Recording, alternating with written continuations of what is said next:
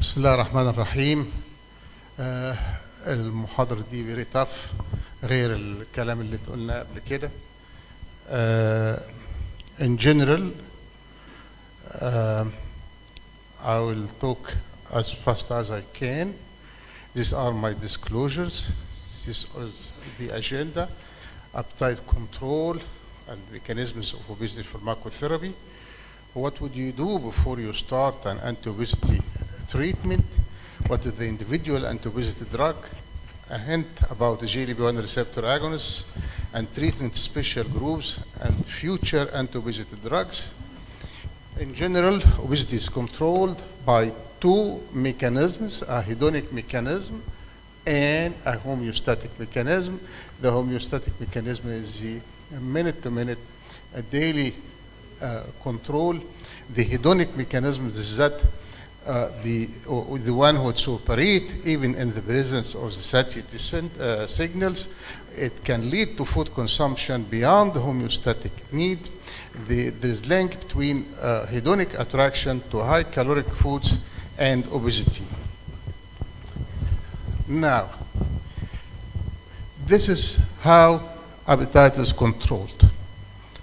There is bidirectional crosstalks between the gut and the brain at different levels. The gut hormones are divided into three categories.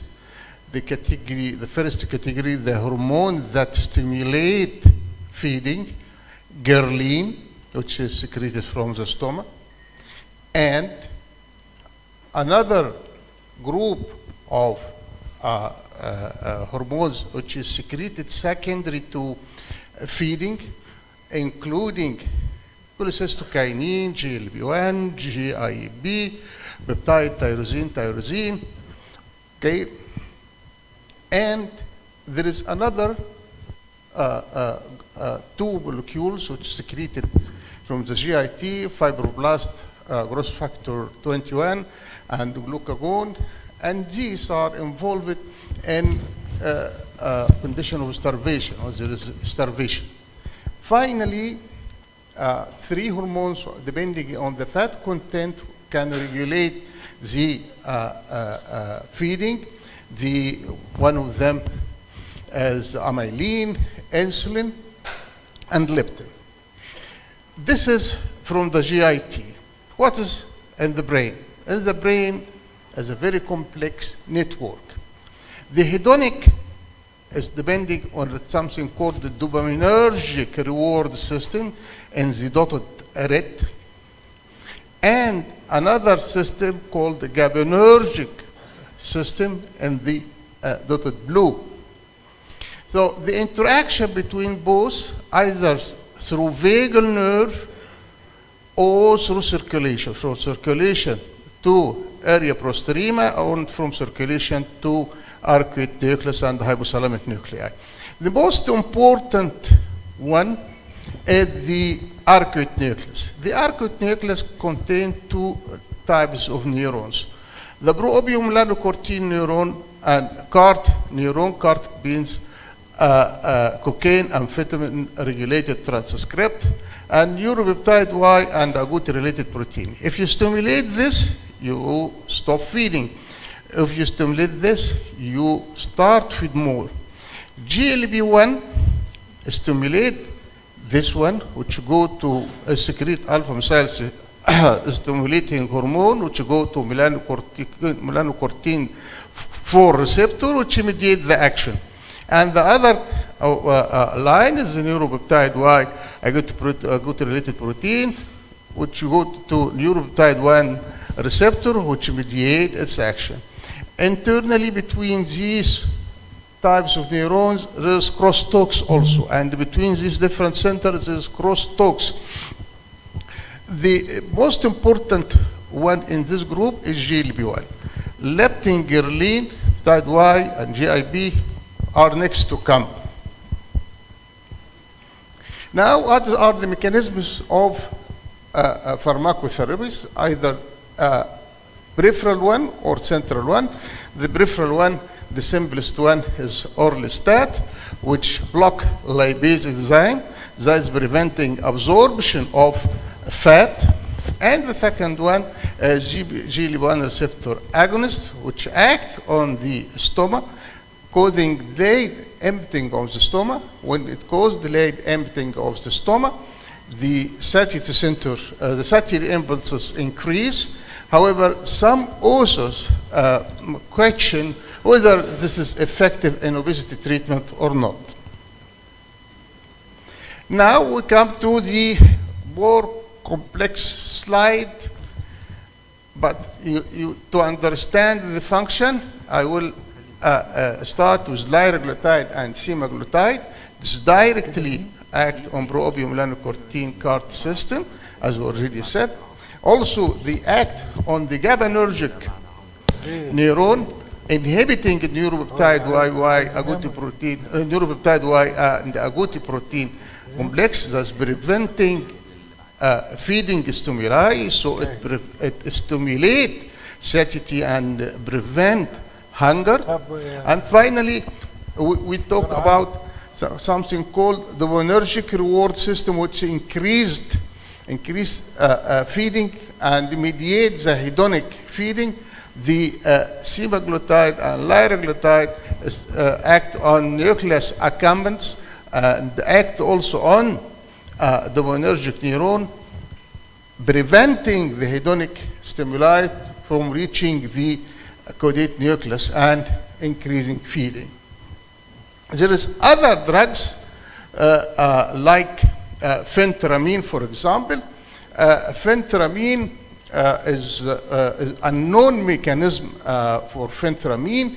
It acts possibly by inhibiting the dopaminergic neurons. Another one is the topiramate. Topiramate acts on a GABAergic receptor, also preventing the feeding stimulus from acting. And another one, naltrexone. Naltrexone, there is something called autoinhibition. The pro-opiomelanocortin send to the neuron impulse to stimulate it, but when it's stimulated, the pro-opiomelanocortin that prevent feeding, it is an anorexogenic stimulus. It releases endorphin, which stimulate an opioid receptor on the pro-opiomelanocortin, preventing more function of pro-opiomelanocortin CART system. The naltrexone prevent this autoinhibition. Finally, popropion is a drug that prevents dopamine reuptake, thus increasing dopamine and epinephrine present in the synaptic cleft, which stimulate more pro-opiomelanocortin CART system. Before you start an anti-obesity management, you should look for the mechanisms behind this obesity. The most important one is the lifestyle and the commonest. The mental conditions like depression, for example.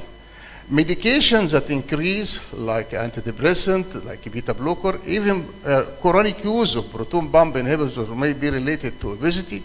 Endocrine causes, of course, whether it's Cushing, it's hypothyroidism, polycystic ovary syndrome, sometimes hypogonadism, post-pregnancy, a lot of conditions.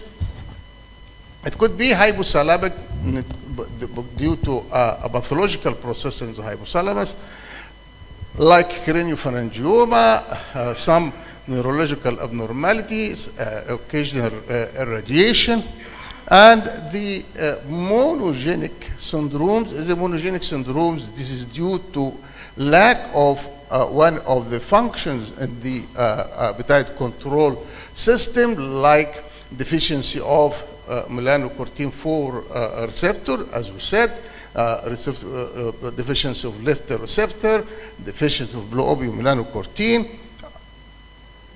These are genetic syndromes that usually occur earlier in life. So before we initiate obesity,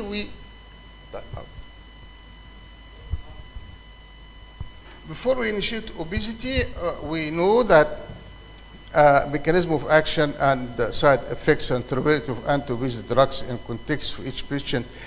هتفكر في الأول عيان بياخد إيه أدوية عشان تديله أدوية ما تتعارضش مع بعضها. الافيلابيلتي والافوردابيلتي. هتدiscontinue if you give anti-obesity treatment for more than for 3 months without achievement of at least 5% of weight reduction. We can use it to maintain weight loss after prior treatment by behavioral therapy of lifestyle modification. Be aware that regain of weight when you stop treatment is possible, and it is not indicated for pregnant or breastfeeding or woman trying to conceive. This is the peculiarities for each treatment. If you look, you will see that liraglutide is present in all forms of treatment. So if you have the patient has diabetes, hypertension, cardiovascular disease, the GLP-1 receptor is a priority, hypertension, chronic kidney disease. All these should be considered while choosing the drug, and the one that fit all is GLP-1 receptor agonists. This comparison between potency of different drugs. Orlistat side effects mainly steatorrhea, frequent bowel movements, flatus and fecal incontinence, vitamin A, D, E, K deficiency. So you may replace this by giving this vitamins as a supplement. Phentermine tobramate, as we said, that it is of unknown mechanism. FDA is approved by FDA, but not by EMA. Side effects include paresthesias, dry mouth, insomnia, nephrolithiasis, and anxiety. Be careful of heart rate, creat, electrolytes. Should not be given to hypertensive patient uncontrolled. Cardiovascular disease, chronic kidney disease, or concomitant use with monoamine oxidase inhibitor. Naltrexone popropion, side effect nausea, constipation, vomiting, dizziness, and dry mouth. GLP-1 receptor agonists should not be given for patients with history, family history of thyroid medullary carcinoma or MEN type 2. Our patient with pancreatitis should be treated carefully with liraglutide. Semaglutide is the second generation of anti-obesity medication. The definition of second generation anti-obesity medication is that it's able to safely induce average more than 10% of placebo-subtracted weight loss in clinical randomized studies. This is the multiple good effects or beneficial effects of GLP-1 receptor agonists. You may benefit of this.